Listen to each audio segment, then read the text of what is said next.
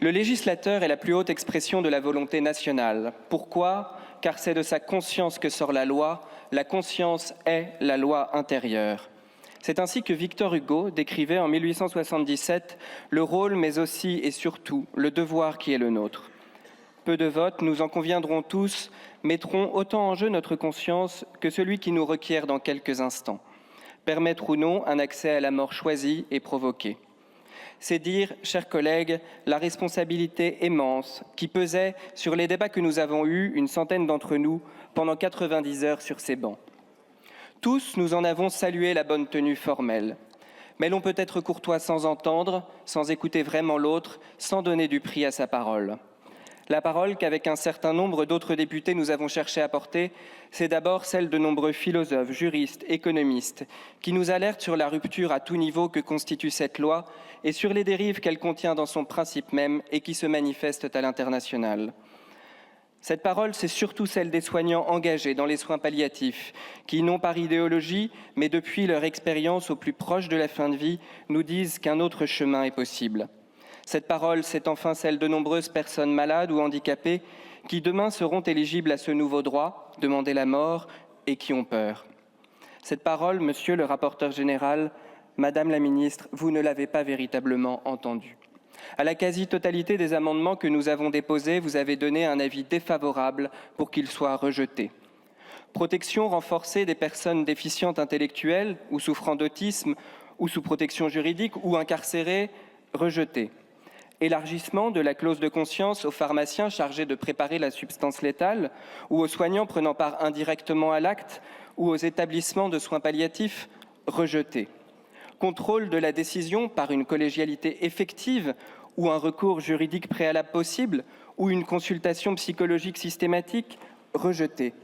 Interdiction explicite de la publicité pour l'euthanasie ou de sa promotion sur les réseaux sociaux, ou création d'un délit d'incitation en miroir du délit d'entrave, rejeté. Demande enfin d'un rapport sur l'impact financier de cette loi pour la sécurité sociale, mais surtout pour les mutuelles et sur leurs pratiques commerciales, rejeté. Il y a dans cette constance à rejeter tout amendement qui ne viserait pas un élargissement pur et simple du droit au suicide et assisté ou l'euthanasie, quelque chose qui interroge, quelles que soient les positions diverses, y compris au sein du groupe UDR. Si nous avons été collectivement incapables d'apporter à cette loi des garde-fous de bon sens, c'est peut-être que le courant était trop fort, qu'une fois la transgression de l'interdit de tuer actée, d'exception en exception, les raisons véritables de ne pas étendre ce droit au plus grand nombre tombent.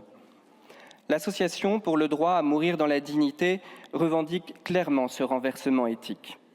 Elle a joué un grand rôle dans l'élaboration du texte sur lequel nous sommes amenés à nous prononcer. Monsieur le rapporteur général, vous êtes publiquement membre de son comité d'honneur.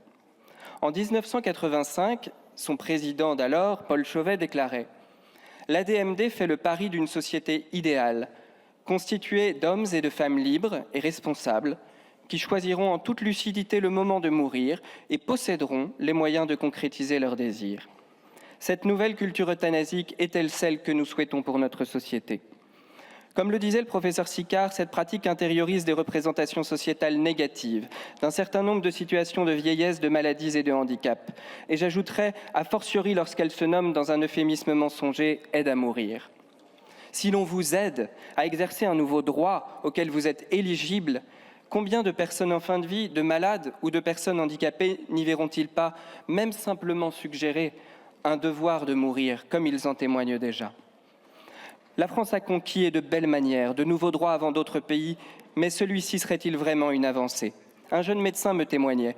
Il y a 15 ans, au début de mon internat, l'euthanasie était monnaie courante dans certains services d'oncologie. Mais l'arrivée de la culture palliative, du soin et de l'accompagnement jusqu'au bout a rendu ces pratiques complètement caduques, jusqu'à disparaître totalement. Mes chers collègues, allons-nous revenir en arrière alors qu'il reste tant à faire ? Les soins palliatifs sont une promesse, celle du non-abandon. Il est temps d'honorer cette promesse pour tous les Français qui en sont privés. Victor Hugo nous aurait dit « En cette matière, tant que le possible n'est pas fait, le devoir n'est pas rempli. Alors votons unanimement la proposition de loi relative aux soins palliatifs. » Quant à celle sur l'aide à mourir, il nous aurait rappelé, je le cite, « Le législateur, en élaborant la loi, ne doit jamais perdre de vue l'abus qu'on peut en faire. C'est considérant que les abus sont au cœur même de ce texte qu'une majorité de députés UDR votera contre